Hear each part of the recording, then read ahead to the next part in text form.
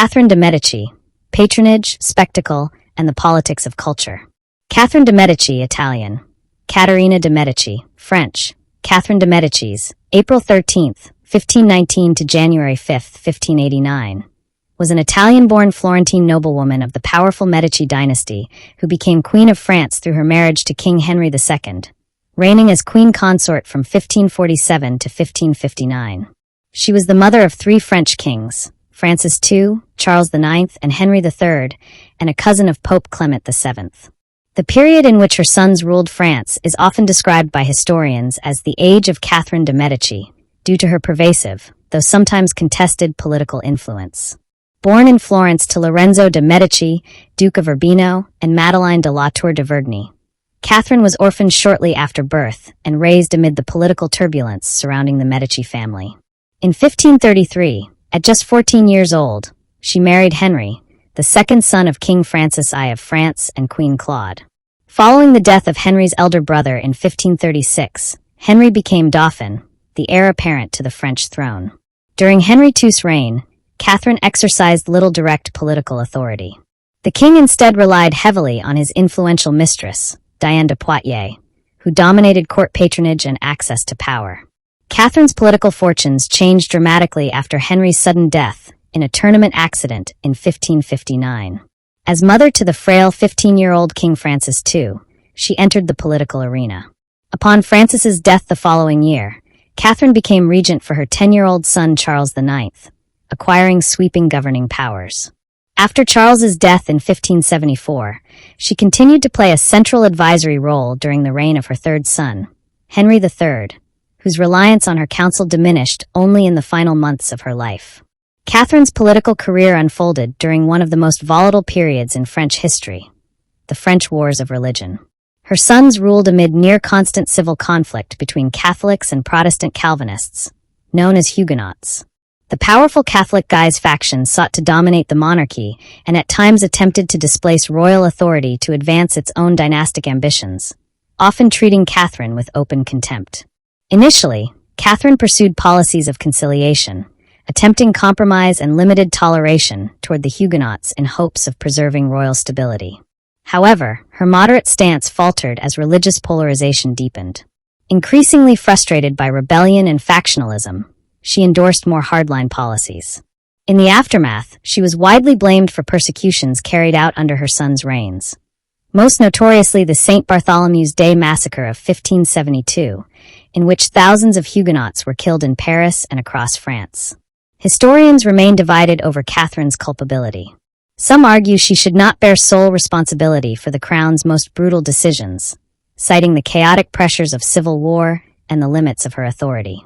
Others point to correspondence that reveals a capacity for political ruthlessness. In practice, her power was constrained by factional rivalries, financial crisis, and the structural fragility of the Valois monarchy. Her policies are often interpreted as pragmatic, even desperate, efforts to preserve the House of Valois on the French throne. Alongside her political activity, Catherine became one of the Renaissance's great cultural patrons, sponsoring architecture, festivals, court spectacles, and the arts in an effort to reinforce the symbolic prestige of a monarchy in visible decline. Many scholars contend that without Catherine's political maneuvering, diplomatic balancing, and relentless defense of dynastic legitimacy, her sons would likely not have retained power. For this reason, she has frequently been described as one of the most consequential women in 16th-century Europe, a queen mother whose influence shaped the survival of the French monarchy during one of its gravest existential crises. Birth and upbringing. Catherine de' Medici was born Caterina Maria Romula de' Medici on April 13, 1519 in Florence, then the capital of the Republic of Florence. She was the only child of Lorenzo de' Medici, Duke of Urbino, and Madeleine de la Tour de Vergny, Countess of Boulogne. Her parents had married the previous year at Amboise, in a union designed to strengthen the political alliance between King Francis I of France and Lorenzo's uncle, Pope Leo X, against the Holy Roman Emperor Maximilian I. Contemporary chroniclers noted that Catherine's birth was celebrated with great enthusiasm, her parents said to be as pleased as if it had been a boy, reflecting the dynastic value placed upon her arrival. Tragedy struck almost immediately. Within a month of her birth, both parents had died, Madeline on April 28th from puerperal fever, and Lorenzo on May 4th. Orphaned in infancy, Catherine became a valuable dynastic ward. King Francis I expressed a desire to raise her at the French court, but Pope Leo X refused, intending instead to control her marital future within Medici strategic interests. Leo granted her the title Duchess of Urbino, though he simultaneously absorbed most of the duchy into the Papal States, leaving Florence in possession of only the fortress of San Leo. Following Leo's death in 1521, his successor, Pope Adrian VI, restored the duchy to its previous ruler, Francesco Maria I della Rovere, effectively rendering Catherine's title honorary. Catherine's early care fell to her paternal grandmother, Alfonsina Orsini. After Alfonsina's death in 1520, she was raised alongside her Medici cousins under the supervision of her aunt, Clarice de' Medici. The death of Pope Leo temporarily weakened Medici dominance in Florence, but stability returned when Cardinal Giulio de' Medici, Catherine's relative, was elected Pope Clement VII in 1523. Under his protection, Catherine resided in the Palazzo Medici Riccardi in Florence, where she was raised in a courtly environment befitting her lineage. Florentines affectionately referred to her as Duchessina, the Little Duchess, acknowledging her symbolic claim to Urbino. Her upbringing was violently disrupted in 1527 when the Medici regime was overthrown by an anti-Medici Republican faction opposed to papal influence. During the uprising, Catherine was taken hostage and moved between several convents as a political prisoner. Her final confinement was at the convent of Santissima Annunziata del Murate, where she remained for approximately 3 years. Despite the political danger surrounding her, later accounts suggest that Catherine herself remembered these years with relative fondness, perhaps due to the stability and education convent life provided amid wider chaos. Meanwhile, Pope Clement VII sought imperial assistance to restore Medici control over Florence. In exchange for military support, he agreed to crown Charles of Austria as Holy Roman Emperor. Imperial forces subsequently besieged Florence in 1529. As the siege dragged on, extremist voices within the city proposed using the young Catherine as a political weapon, including threats of execution or public humiliation, illustrating the depth of factional hatred toward the Medici. The city ultimately capitulated on August 12, 1530. With Medici rule restored, Clement summoned Catherine from her convent to Rome. Contemporary descriptions recount an emotional reunion. Almost immediately thereafter, the Pope began arranging a politically advantageous marriage, a decision that would soon propel Catherine onto the European dynastic stage and ultimately toward the French throne. Marriage. During her stay in Rome, Catherine attracted considerable diplomatic attention as a dynastic bride. A Venetian envoy described her as small of stature, thin, and without delicate features, yet noted the distinctive Medici eyes that marked her lineage. Despite such observations, numerous suitors sought her hand, recognizing the political and financial advantages associated with Medici alliances.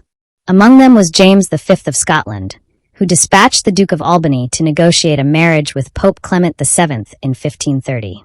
The most consequential proposal, however, came from King Francis I of France, who in early 1533 offered the hand of his second son, Henry, Duke of Orleans. Pope Clement VII immediately accepted. For Catherine, whose family, though immensely wealthy and powerful, was still viewed by older European dynasties as newly elevated, the match represented extraordinary social and political advancement. The wedding took place on October 28, 1533 at the Église Saint-Fériol les Augustines in Marseille. It was staged as a lavish diplomatic spectacle, characterized by elaborate festivities, court pageantry, and the exchange of opulent gifts designed to signal the strength of the Franco-Medici alliance. Contemporary accounts describe Prince Henry participating in dances and martial displays in honor of his bride. In keeping with royal custom, the consummation of the marriage was treated as a matter of dynastic importance. Henry reportedly entered the bridal chamber accompanied by King Francis I, who remained until the union was confirmed. The following morning, Pope Clement VII himself visited the couple to bestow his blessing, reinforcing the political weight attached to the marriage. Despite the ceremonial grandeur, Catherine's early married life proved emotionally and politically isolating.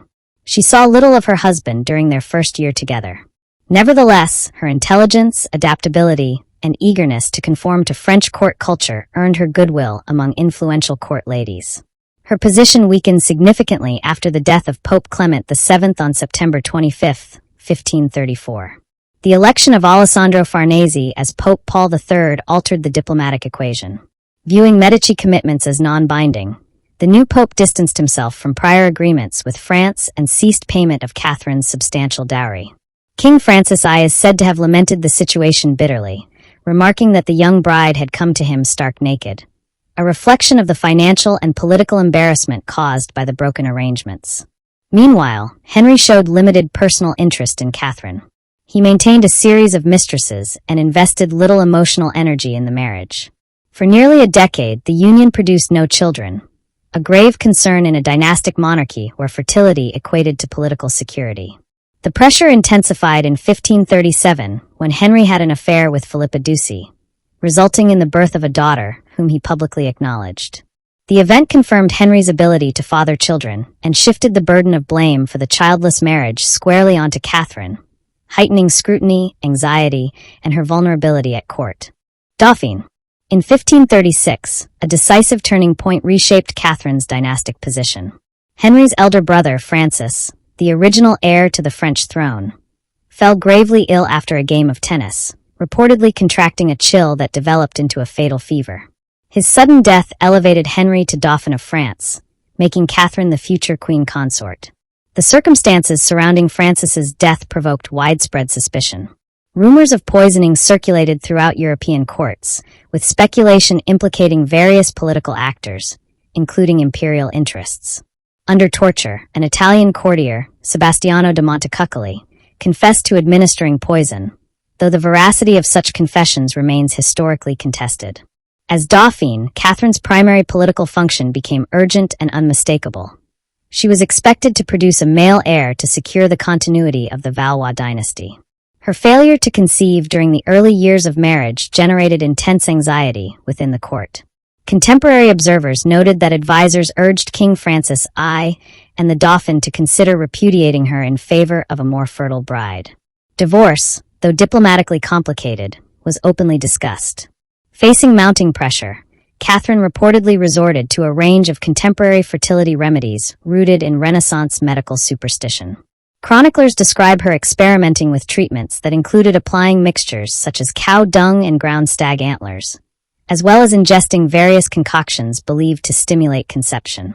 These accounts, while illustrative of the era's medical beliefs, also reflect the desperation surrounding her dynastic role. Her fortunes changed dramatically on January 19, 1544, when she gave birth to a son, Francis, named in honor of King Francis I. The birth secured her position at court and alleviated immediate fears regarding succession. Following this first successful pregnancy, Catherine conceived repeatedly with relative ease. Some later accounts attribute this shift to medical intervention by the physician Jean Fernel, who allegedly identified and advised on minor anatomical factors affecting the couple's ability to conceive. Fernel himself denied providing such guidance, and the claim remains part of historical speculation rather than confirmed fact. Catherine went on to bear 10 children in total, 7 of whom survived infancy. Among them were 3 future kings of France: Charles IX, born June 27, 1550, and Henry III, born September 19, 1551, as well as Francis, Duke of Anjou, born March 18, 1555. Her daughters included Elizabeth, Claude, and Margaret, each of whom would later play diplomatic roles through strategic marriages. With multiple male heirs secured, the long-term continuity of the Valois line, which had ruled France since the 14th century, appeared stable. Yet Catherine's proven fertility did little to transform her personal marriage. Around 1538, Henry had taken as his principal mistress Diane de Poitiers, nearly 2 decades his senior. Diane exercised profound emotional and political influence over him for the remainder of his life. While Henry maintained formal respect for Catherine's status as consort, his affection and trust remained firmly with Diane, limiting Catherine's informal access to royal decision-making during his reign. Upon the death of King Francis I on March 31, 1547, Henry ascended the throne as Henry II, and Catherine became Queen Consort of France. Her coronation took place on June 10, 1549 in the Basilica of Saint Denis, formally confirming her elevation within the French monarchy. though real political authority would remain beyond her grasp until her husband's death more than a decade later. Queen of France. As Queen Consort of France, Catherine de' Medici formally occupied one of the highest positions in European monarchy, yet her practical political influence during her husband's lifetime remained extremely limited. Contemporary observers often commented on her appearance, as well as her bearing. One Venetian envoy, writing when she was nearing 40, described her as lacking conventional beauty, but possessing a distinguished presence, an elegant figure, fine skin, and notably graceful hands. Attributes that reinforced her regal image even in the absence of political authority. King Henry II granted Catherine little substantive power. Although she occasionally acted as regent during his absences from France, these delegations were procedural rather than transformative, leaving decision-making firmly in royal and factional hands. The king's emotional and political loyalty rested overwhelmingly with his longtime mistress, Diane de Poitiers, whose influence at court eclipsed that of the queen. This imbalance was symbolically illustrated in the matter of the Château de Chenonceau. Catherine had hoped to claim the prestigious residence for herself, yet Henry presented it to Diane instead, effectively installing his mistress at the architectural and ceremonial heart of court patronage. Diplomatic reports describe Diane dispensing favors, managing access, and shaping influence networks. Observers even recorded moments of intimate familiarity between Henry and Diane in public settings, behavior that underscored Catherine's marginalization within her own court. Notably, Diane did not perceive Catherine as a rival. She reportedly encouraged the king to spend time with his wife for the pragmatic purpose of producing heirs. In 1556, Catherine's life was placed in grave danger during the birth of twin daughters, Jean and Victoire. The delivery proved catastrophic. Surgeons were forced to perform extreme interventions, including breaking the legs of one twin who had died in the womb, in order to save the queen's life. Neither child survived long after birth, and the ordeal left Catherine physically weakened. She bore no further children thereafter. Henry II's reign also saw the meteoric rise of the Guise family, militant Catholic nobles whose growing power would later destabilize the monarchy Catherine struggled to preserve. Charles of Guise became a cardinal, while his brother Francis, Duke of Guise, emerged as one of France's leading military figures. Their sister, Mary of Guise, had married James V of Scotland and was mother to Mary, Queen of Scots. The young Scottish queen was brought to the French court as a child and betrothed to Catherine's eldest son, the Dauphin Francis. Catherine personally supervised Mary's upbringing alongside her own children, while Mary of Guise governed Scotland as regent. Court culture under Catherine and Henry blended politics with spectacle. Royal festivals, including elaborate themed entertainments such as the celebrated Rouen festivities of 1550, sometimes referred to as the Brazilian Ball, projected French imperial and cultural ambition, foreshadowing colonial ventures like France Antarctique in Brazil. These productions also served dynastic propaganda, reinforcing royal prestige amid intensifying European rivalries. A major diplomatic milestone came with the Peace of Cateau-Cambrésis, signed in April 1559 between France, the Holy Roman Empire, and England, ending decades of Italian wars. The treaty was sealed through marriage diplomacy. Catherine's 13-year-old daughter Elizabeth was betrothed to Philip II of Spain. Celebrations in Paris included tournaments and public festivities culminating in a grand jousting event on June 30th, 1559. It was during these celebrations that catastrophe struck. Henry II entered the lists wearing the black and white colors of Diane de Poitiers. After successfully unhorsing several opponents, he insisted on a final pass against Gabriel de Montgomery. During the clash, Montgomery's lance shattered on impact, driving wooden splinters through the king's visor and deep into his face and skull. Henry was carried to the Château de Tournelles, where surgeons extracted multiple fragments, one having penetrated his eye and brain. Catherine remained constantly at his bedside, while Diane, fearing expulsion or blame, kept her distance. For days the king's condition fluctuated. Moments of lucidity gave way to blindness, neurological decline, and loss of speech. On July 10, 1559, Henry II died at the age of 40. His death transformed Catherine's political destiny overnight.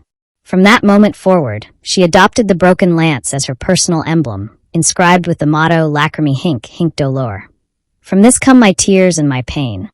She dressed permanently in black mourning attire for the remainder of her life, crafting a visual identity that fused personal grief with dynastic symbolism. Widowhood, however, also unlocked what queenship had denied her: direct political power. With a minor son ascending the throne, Catherine now moved from ceremonial consort to central architect of the French monarchy's survival. Queen Mother reign of Francis II. The death of Henry II in July 1559 transformed Catherine de' Medici from a politically marginalized consort into the central maternal figure of the French monarchy. Her eldest son, Francis II, ascended the throne at just 15 years of age. Frail in health and inexperienced in governance, the young king became the focal point of factional power struggles at court. Almost immediately, effective authority was seized by the powerful Guise family. The Cardinal of Lorraine and his brother Francis, Duke of Guise, whose niece Mary, Queen of Scots, had married Francis II, consolidated control in what many contemporaries and historians have characterized as a court coup. They relocated themselves into the Louvre alongside the royal couple and rapidly assumed command over royal administration. Foreign diplomats reported that the Guise household effectively governed France in the king's name. Catherine, though sidelined, adopted a pragmatic posture. Legally, she was not entitled to a formal governing role because Francis was considered of age to rule. Nevertheless, royal edicts frequently opened with language acknowledging both the king's will and the counsel of the Queen, my Lady Mother, reflecting her growing informal authority. She did not hesitate to assert symbolic and political revenge where possible. One of her earliest acts was to compel Diane de Poitiers to surrender the crown jewels and return the Château de Chenonceau to the royal domain. A calculated move that reversed years of personal humiliation and recentered dynastic prestige under her control. Catherine subsequently reshaped the chateau architecturally and ceremonially, imprinting it with her own political identity. Religious crisis and the Guise ascendancy. The Guise brothers pursued an aggressive Catholic policy, intensifying persecution of Protestants, Huguenots. Catherine, by contrast, adopted a more moderate, though fundamentally political rather than theological, stance. She opposed indiscriminate repression, not out of doctrinal sympathy, but from concern that extremism would fracture the kingdom further. Protestant political leadership coalesced around high-ranking Bourbon princes, notably Antoine de Bourbon, King of Navarre, and more militantly his brother, Louis de Bourbon, Prince of Condé. Tensions escalated into open conspiracy. The most dramatic early challenge to Guise dominance was the Amboise Conspiracy, 1560, a plot to abduct the king and remove Guise control by force. When the conspiracy was uncovered, the court relocated to the fortified chateau of Amboise. Guise forces launched preemptive strikes against rebel positions in surrounding woodlands. The repression was brutal and immediate. Insurgents were executed en masse, some killed in combat, others drowned in the Loire or hanged from the castle battlements as a public warning. Catherine and members of the court reportedly witnessed these punishments firsthand, a stark illustration of the monarchy's precarious grip on order. Emergence of Catherine's political machinery. In June 1560, Catherine helped elevate Michel de l'Hopital to the office of Chancellor of France, a pivotal administrative decision. L'Hopital was a legal humanist who advocated civil moderation and constitutional governance. Working in tandem, he and Catherine attempted to stabilize the kingdom through legal reform rather than sectarian violence. Their shared policy distinguished between private belief and armed rebellion. Protestants who worshipped discreetly and remained politically loyal would not face prosecution. This position was formally presented at the Assembly of Notables at Fontainebleau on August 20, 1560. An early demonstration of Catherine's developing statecraft and preference for managed religious coexistence. Yet moderation did not prevent conflict. Condé continued military mobilization in the south. Catherine summoned him to court under pretense of negotiation, had him arrested upon arrival, and subjected him to trial for treason. Convicted and sentenced to death, Condé escaped execution only because of the king's sudden illness. Death of Francis II and Catherine's seizure of regency. By late 1560, Francis II's health had deteriorated severely, likely due to an ear infection or abscess that turned septic. Recognizing the impending succession crisis, Catherine moved decisively to secure her political future. She negotiated a pact with Antoine de Bourbon. He would renounce his claim to the regency of the next king, the 10-year-old Charles IX, in exchange for the release of his imprisoned brother, Condé. The agreement neutralized Bourbon rivalry and cleared Catherine's path to power. When Francis II died on December 5, 1560, the Privy Council appointed Catherine governor of France, Gouvernante de France, effectively regent, granting her sweeping executive authority over the kingdom. Her correspondence from this moment reveals both political calculation and dynastic framing. Writing to her daughter Elizabeth, she declared that her principal aim was to uphold divine honor and preserve royal authority, not for personal ambition, but for the survival of the kingdom and the protection of her son's inheritance. With this transition, Catherine moved from Queen Mother in title to de facto ruler of France, entering the most consequential and controversial phase of her political life, as she now bore direct responsibility for navigating civil war, factional rivalry, and the existential crisis of the Valois monarchy. Reign of Charles IX. When Charles IX ascended the French throne, he was only 10 years old, a child monarch in a kingdom already fracturing along religious and aristocratic fault lines.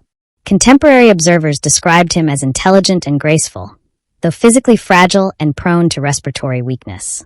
At his coronation, the emotional strain was so great that he reportedly wept beneath the ceremonial weight of kingship. Catherine de Medici, now firmly established as regent, exercised near total authority over the machinery of state. She kept Charles physically and politically close, even sleeping in his chamber during the early years of his reign. She presided over the royal council, directed patronage networks, shaped foreign and domestic policy, and managed the crown's fragile administrative continuity. Yet her control at court did not translate into effective sovereignty across France. The kingdom stood on the brink of civil war. Provincial nobles, military governors, and religious factions wielded autonomous power that often eclipsed royal authority. Catherine confronted not merely political dissent, but systemic fragmentation, a crisis compounded by her position as an Italian-born queen navigating deeply entrenched French factionalism. The failure of religious reconciliation. Seeking to prevent open war, Catherine initiated dialogue between Catholic and Protestant leaders. The most ambitious of these efforts was the Colloquy of Poissy in 1561, a theological conference intended to reconcile doctrinal differences between the Catholic Church and Calvinist reformers. Despite Catherine's optimism, the colloquy collapsed. The theological divide proved irreconcilable. Protestant leaders demanded structural reforms the Catholic hierarchy would not concede. Catherine's miscalculation lay in viewing the conflict primarily through a political lens, believing elite compromise could pacify mass religious conviction. As later historians observed, she underestimated the depth of ideological commitment driving both camps. Undeterred, she issued the Edict of Saint Germain in January 1562, granting limited toleration to Protestants, including the right to worship outside city walls. The edict represented one of the earliest formal attempts at religious coexistence in France. The massacre of Vassy and the outbreak of civil war.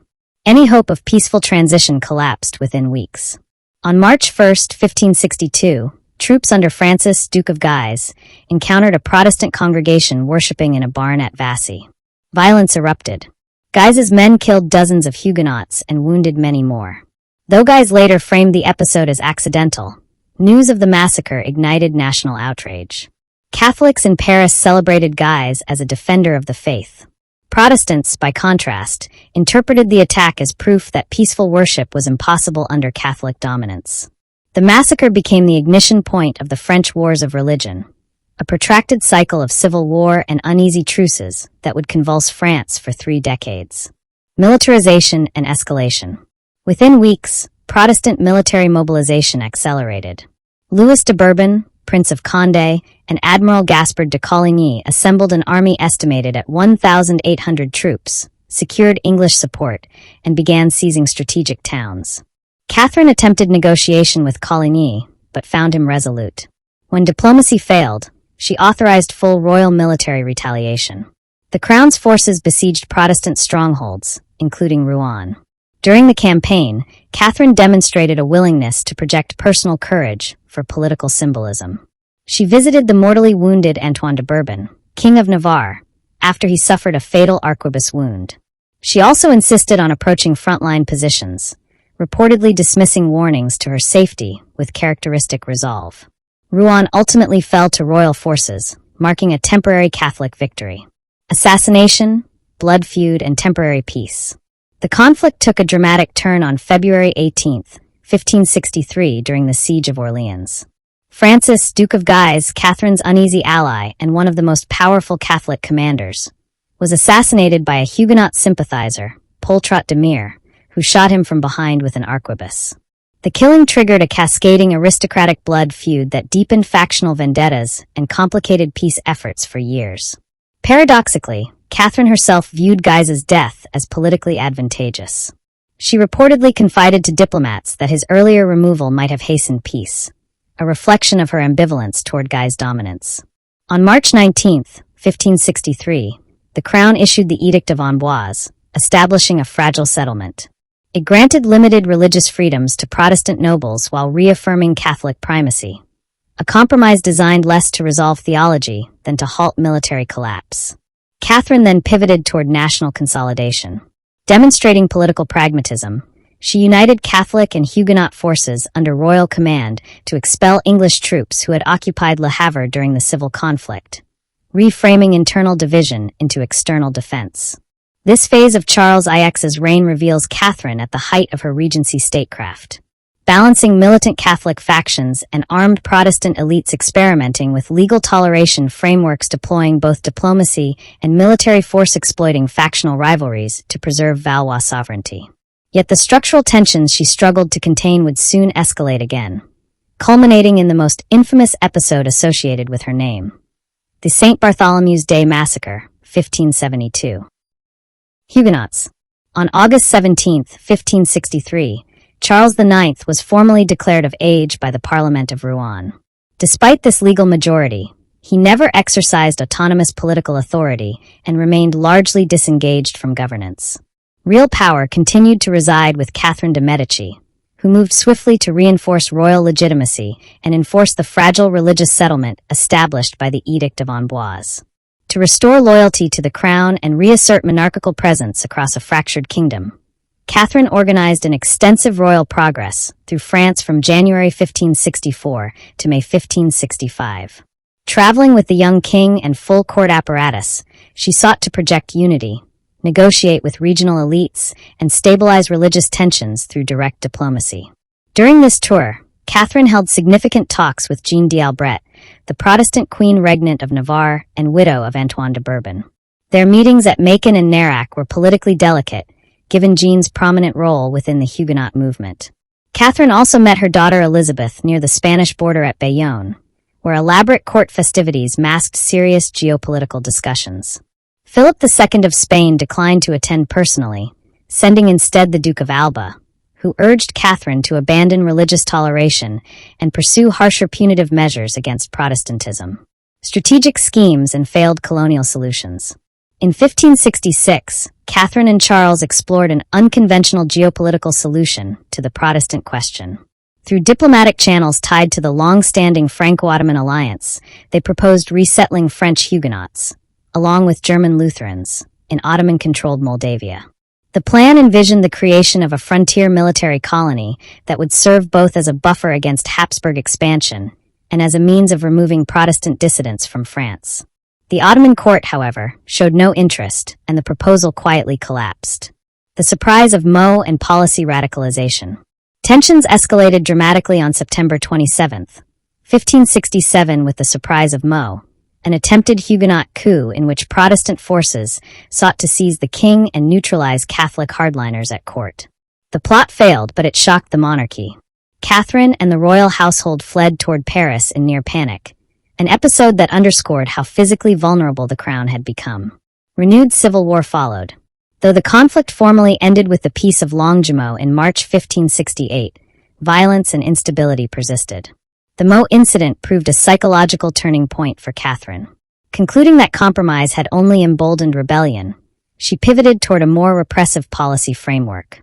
By mid-1568, she was expressing open distrust of Huguenot leadership in diplomatic correspondence. She even voiced admiration for the Duke of Alba's brutal suppression of Protestant revolt in the Spanish Netherlands, a revealing indicator of her hardening stance. La Rochelle and open Protestant defiance. Huguenot resistance consolidated around the fortified Atlantic stronghold of La Rochelle. Jeanne d'Albret and her teenage son, Henry of Bourbon, the future Henry IV of France, joined the Protestant defensive coalition there. Jean framed the struggle in existential religious terms, declaring that she and her allies would rather die than abandon their faith. Catherine, viewing Jean's defiance as both religious rebellion and dynastic threat, reportedly described her as the most shameless woman in the world. Yet military exhaustion forced compromise. The royal treasury was depleted, and the crown lacked resources for prolonged warfare. The result was the Peace of Saint-Germain-en-Laye, August 8, 1570, which granted the Huguenots their most extensive toleration rights to date, including fortified security towns, a concession born of necessity rather than ideological reconciliation. Marriage diplomacy and dynastic engineering. Catherine responded by intensifying dynastic statecraft. In 1570, Charles IX married Elizabeth of Austria, daughter of Holy Roman Emperor Maximilian II, strengthening Habsburg-Valois ties. Simultaneously, Catherine explored marriage alliances with England's Elizabeth I for her younger sons, an effort to counterbalance Spanish power. Following the death of her daughter Elizabeth of Spain in 1568, Catherine redirected strategy toward internal reconciliation through marriage. She proposed a union between her daughter Margaret of Valois and Henry of Navarre, Jean d'Albret's son, a bold attempt to fuse Catholic Valois and Protestant Bourbon bloodlines. The arrangement, however, was complicated by Margaret's secret romantic involvement with Henry of Guise, son of the late Catholic champion Duke of Guise. When Catherine discovered the liaison, she reacted violently. Contemporary accounts describe a physical confrontation in which Catherine and King Charles IX beat Margaret, tore her clothing, and ripped out her hair. A stark display of dynastic coercion overriding personal autonomy. Jean d'Albret's death and rising suspicion. Determined to secure the Navarre marriage, Catherine pressed Jean d'Albret to attend court in person. Jean remained wary, responding sarcastically to Catherine's reassurances of safety. Nonetheless, she eventually agreed to the match on the condition that her son would not be forced to convert from Protestantism. Arriving in Paris to prepare for the wedding, Jean suddenly fell ill and died on June 9, 1572 at age 43. Her death immediately fueled Huguenot suspicions. Protestant writers accused Catherine of orchestrating her poisoning, most famously through a pair of scented gloves. While no definitive proof emerged, the accusation became embedded in anti-Medici propaganda. Marriage before the storm. Despite the tension, the wedding between Margaret of Valois and Henry of Navarre proceeded on August 18, 1572 at Notre Dame Cathedral in Paris. It brought leading Catholic and Protestant nobles into the same city under a fragile banner of reconciliation. Within days, that concentration of rival elites would explode into one of the most infamous episodes in European history, the St. Bartholomew's Day Massacre. St. Bartholomew's Day Massacre transitioned to the reign of Henry III. In the days following the wedding of Margaret of Valois and Henry of Navarre in August 1572, tensions between Catholic and Huguenot factions in Paris reached a critical threshold. The fragile atmosphere shattered when Admiral Gaspard de Coligny, the most prominent Protestant military and political leader present in the capital, was targeted in an assassination attempt. As Coligny returned to his lodgings from the Louvre, a shot fired from an elevated window struck him in the hand and arm. An arquebus was discovered at the scene, but the assailant escaped on horseback. The wounded admiral was taken to the Hôtel de Béthesy, where the renowned royal surgeon Ambrose Pare extracted the bullet and amputated a shattered finger.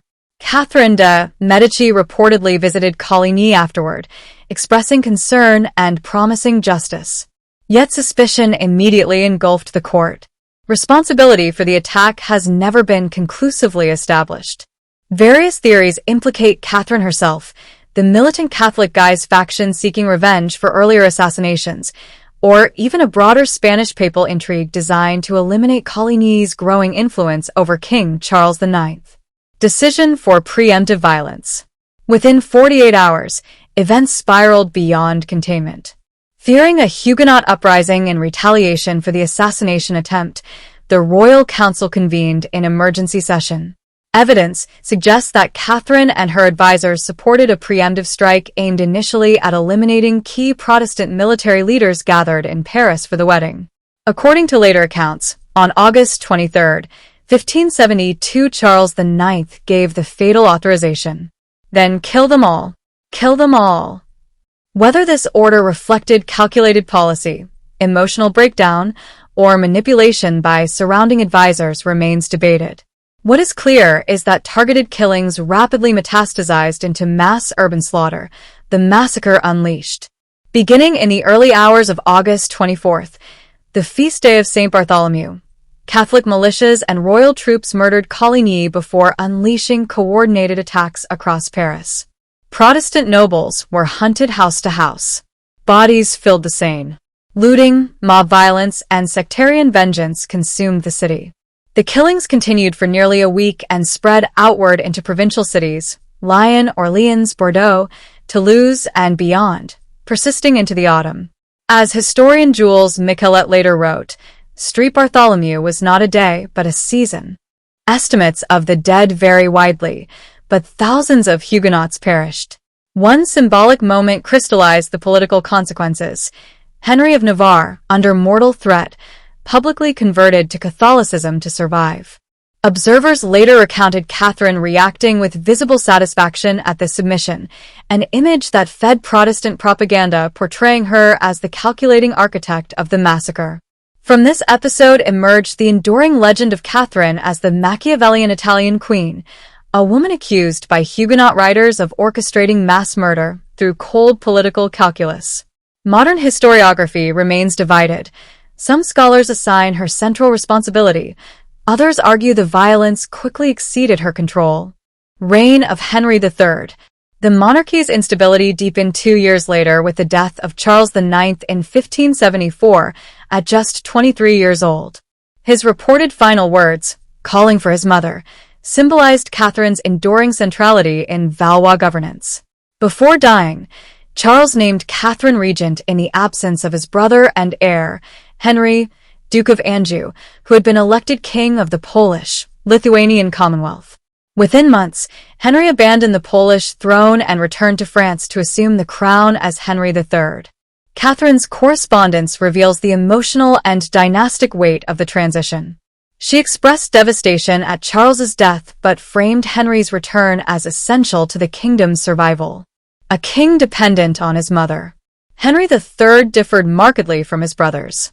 He was intellectually formed, politically aware, and physically more robust, though plagued by chronic fatigue and respiratory weakness. Yet, he displayed erratic engagement with governance. He relied heavily on Catherine's administrative machinery, secretaries, diplomats, and advisors she had cultivated over decades. His personal interests leaned toward religious devotion, ritual piety, pilgrimages, and acts of penitential flagellation rather than sustained statecraft. Catherine therefore continued functioning as chief executive operator of the monarchy, coordinating policy, diplomacy, and crisis management. Marriage, succession anxiety, and dynastic fracture. Henry's 1575 marriage to Louise de Lorraine-Vaudemont disappointed Catherine strategically. She had sought a high-value foreign alliance. Instead, Henry chose a politically modest bride. Worse, rumors of his infertility circulated widely.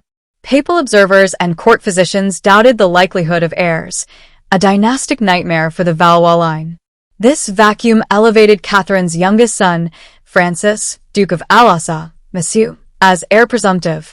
Ambitious and politically volatile, Francis repeatedly exploited civil war conditions to leverage power. Catherine attempted to discipline and reintegrate him, at one point lecturing him for 6 continuous hours over subversive conduct. In 1576, Francis escalated tensions by allying with Protestant princes against the crown. Forced into concession, Catherine issued the Edict of Beaulieu, granting sweeping privileges to Huguenots. The settlement became known as the Peace of Monsieur, reflecting Francis's coercive influence. Dynastic collapse. Francis's death from consumption in 1584 devastated Catherine's succession strategy.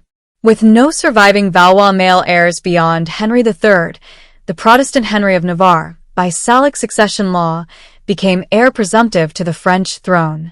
The implication was explosive. The future king of Catholic France might be a Huguenot. Family ruptures. Margaret of Valois. Catherine's daughter Margaret remained a political liability. Her marriage to Henry of Navarre deteriorated amid affairs, scandals, and open defiance. Catherine intervened repeatedly, financially restricting her, attempting reconciliation, and ultimately supporting her confinement after further disgrace. Mother and daughter never reconciled. Catherine removed Margaret from her will and saw her no more. Catherine's final political role. By Henry III's reign, Catherine could no longer dominate royal authority as she had under Charles IX. Instead, she evolved into a mobile instrument of crown survival, chief diplomat, negotiator, and crisis manager. Even in her late 50s, she undertook grueling diplomatic tours. Her 18-month mission across southern France sought to pacify Huguenot strongholds through direct negotiation. Observers admired her endurance and political dexterity. One Venetian diplomat described her as an indefatigable princess born to govern an unruly people.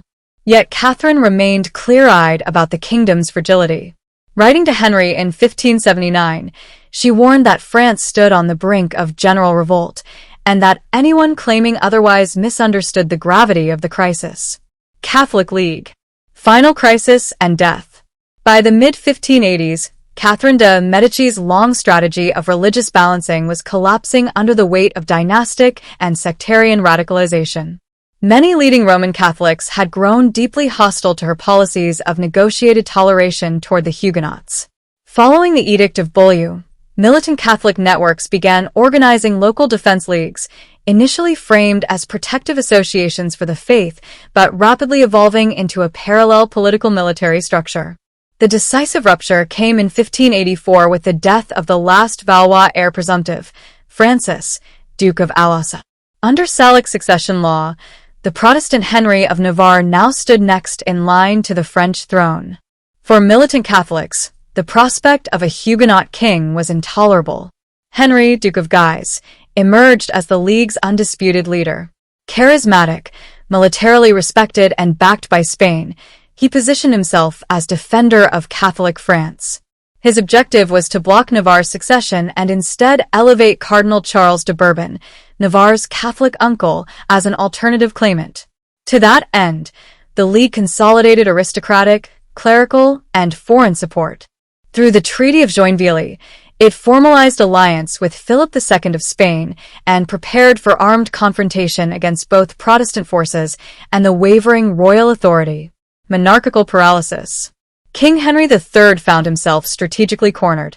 He lacked the military strength to confront both the Catholic League and the Huguenots simultaneously. Forced into capitulation, he signed the Treaty of Nemours, July 7, 1585, conceding nearly all League demands, including financial support for its armies and renewed repression of Protestantism. Royal authority entered visible decline. Henry withdrew from active governance, retreating into religious devotion, fasting, and ritual penitence, surrounded by his elite bodyguard, known as the 45. Catherine, even in advanced age, was left to manage the political fallout, negotiating, mediating, and attempting to prevent state collapse. International pressures intensified the crisis. Spain prepared its armada against England, and control of northern French ports by League forces directly supported Spanish strategic planning. Europe's confessional conflicts were now converging on French soil. The Day of the Barricades. In May 1588, Paris erupted. Henry III brought Swiss troops into the capital to reinforce royal control, but the population, fiercely pro-League, revolted. On May 12th, citizens erected barricades throughout the city in what became known as the Day of the Barricades. Royal authority evaporated overnight. The king fled Paris. Catherine, still in the city, experienced firsthand the humiliation of royal impotence. When she attempted to attend Mass, barricades blocked her passage. Contemporary chroniclers recorded her weeping openly, grasping the magnitude of monarchical collapse. She urged her son to compromise rather than provoke further revolt. On June 15, 1588, Henry signed the Act of Union, granting sweeping concessions to the League and recognizing Catholic exclusivity in succession, effectively surrendering sovereign initiative. Blois, assassination as state policy. Later that year, the royal court convened at Blois for a meeting of the Estates General. Catherine, gravely ill with a lung infection, was largely excluded from strategic deliberations, a symbolic end to her direct political dominance. On December 23, 1588, Henry III executed a decisive and lethal political maneuver. He summoned the Duke of Guise to his chamber at the Château de Blois. As Guise entered, members of the 45 assassinated him at the foot of the king's bed.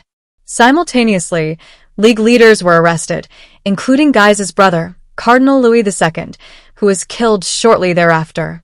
Only after the act did Henry inform Catherine. Entering her chamber, he reportedly asked forgiveness, declaring that he had killed Guise before Guise could kill him. Her immediate reaction is unrecorded, but subsequent remarks suggest foreboding rather than relief. She reportedly lamented the act as catastrophic, predicting it would drive the kingdom further toward ruin. Final days. Catherine's health deteriorated rapidly in the aftermath. Politically marginalized, physically exhausted, and psychologically burdened by decades of civil war, she died on January 5, 1589 at age 69, likely from pleurisy. Her death passed with muted ceremony. Paris, controlled by League forces, was hostile to the crown, forcing her provisional burial at Blois rather than the traditional royal necropolis of Saint-Denis. Chroniclers noted the stark indignity of her funeral circumstances, a woman who had governed France for 3 decades buried, without full royal honors amid national disintegration. Dynastic aftermath. Events vindicated her fears with brutal speed. 8 months later, in August 1589, King Henry III himself was assassinated by the Catholic zealot Jacques Clement while besieging Paris alongside Henry of Navarre. With Henry III's death, the Valois dynasty, which had ruled France for nearly 3 centuries, came to an end. Henry of Navarre ascended the throne as Henry IV, inaugurating the Bourbon dynasty. Catherine's remains were later transferred to the Basilica of Saint-Denis, though during the French Revolution her tomb was desecrated and her bones cast into a mass grave alongside other monarchs. Historical judgment. Henry IV, once her Protestant adversary, later her dynastic successor, offered one of the most revealing retrospective assessments of Catherine's career. Reflecting on the chaos she inherited, he asked what alternative course had truly been available to a widowed queen surrounded by rival dynasties, civil war, and contested succession. His conclusion was pragmatic, that her political maneuvering, however ruthless it sometimes appeared, had been driven by necessity, and that she might easily have acted with far greater severity had survival of the monarchy required it. Patron of the arts. Catherine de' Medici embraced a humanist Renaissance understanding of monarchy, that legitimate authority rested not only on military power, but also on learning, artistic excellence, and the projection of cultural supremacy. Influenced by the court model of her father-in-law Francis I, who had famously attracted leading European artists, and by her own Medici lineage, she treated culture as an instrument of statecraft. In an era marked by civil war, factional violence, and declining reverence for royal authority, Catherine used spectacle and patronage to reinforce the prestige of the crown. Once she gained control over royal finances, she sustained an ambitious program of artistic support for roughly 3 decades, shaping a distinctive late French Renaissance court culture across painting, portraiture, tapestry, architecture, and festival production. Collecting and portraiture. An inventory compiled at the Hôtel de la Reine after her death reveals a sophisticated and deliberate collector. Her holdings included tapestries, hand-drawn maps, sculpture, luxurious textiles, ebony furniture inlaid with ivory, porcelain services, and Limoges ceramics. She also accumulated hundreds of portraits, reflecting the heightened political value of image-making in the Valois court. Portraiture became one of Catherine's most visible cultural strategies. Many works in her collection were produced by Jean Clouet and his son François Clouet, who created likenesses of Catherine, her children, and prominent court figures. Their refined realism gave the Valois monarchy a coherent visual identity at a time when political unity was fragile. After Catherine's death, French portrait painting entered a period of decline, and the courtly tradition associated with the Clouets rapidly lost momentum. court painting, and the visual language of crisis. Beyond portraits, the wider painting culture of Catherine's court is less fully documented. In her final decades, two artists stand out as identifiable personalities: Jean Cousin the Younger, whose surviving works are relatively scarce, and Antoine Caron, who emerged as Catherine's official painter after working within the Fontainebleau artistic environment. Caron's style, highly mannerist, intensely theatrical, and fascinated by ceremony as well as violence, suited the emotional climate of a court living through religious war. His work often stages political reality as allegory, processions, triumphs, ritualized power, and scenes that echo the anxieties of massacres and public disorder. These images helped translate instability into a controlled symbolic narrative, serving monarchy through a language of spectacle. Festivals, tapestries, and the birth of court ballet. Catherine's most influential cultural arena was the court festival. Many of Caron's allegorical series, such as The Triumphs of the Seasons, resonate with the major public entertainments staged under her supervision.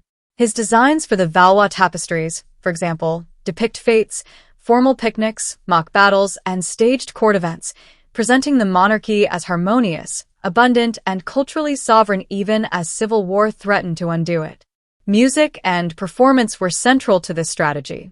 Catherine used theatrical productions to promote an ideology of peace and order, frequently framing performances through classical mythology. She employed leading artists, composers, poets, and architects to combine verse, music, choreography, costume, and set design into unified court spectacles. Over time, she deliberately increased the prominence of dance, pushing French court entertainment toward a more integrated form. From these innovations emerged the ballet de cour, an art form combining dance, music, poetry, and staging. The Ballet Comique de la Reine, 1581, is widely regarded as a foundational moment in the history of ballet, precisely because it achieved a coherent synthesis of these elements in a structured dramatic production. Architecture and monumental memory. Architecture was Catherine's most enduring artistic passion. Consistent with Medici traditions of building as political legacy, she pursued an ambitious program of construction designed to glorify the monarchy and memorialize Henry II after his death. Her projects included significant work at Chenonceau and other royal residences and the creation of major new Parisian monuments, such as the Tuileries Palace and the Hôtel de la Reine. She did not merely fund these works. She took an active role in planning, supervising, and directing their symbolic messaging. Catherine also embedded emblems of grief and dynastic identity into architectural decoration, turning stone into political language. Writers compared her to Artemisia, the classical widow famed for monumental commemoration. In the Basilica of Saint Denis, she commissioned an elaborate tomb for Henry II, designed by Francesco Primaticcio with sculpture by Germain Pilon, often considered among the most brilliant royal funerary monuments of the French Renaissance. She also ordered a marble work to house Henry's heart, accompanied by poetic inscriptions celebrating the fusion of love, memory, and royal mythology, legacy, and limits. Catherine spent immense sums on the arts, often at great financial cost. Yet much of her program was tied to the survival and image of the Valois court, and the dynasty's rapid extinction after her death reshaped cultural priorities. While her patronage did not always leave a direct institutional legacy, it profoundly shaped French court culture and established models of royal spectacle that later monarchies would refine.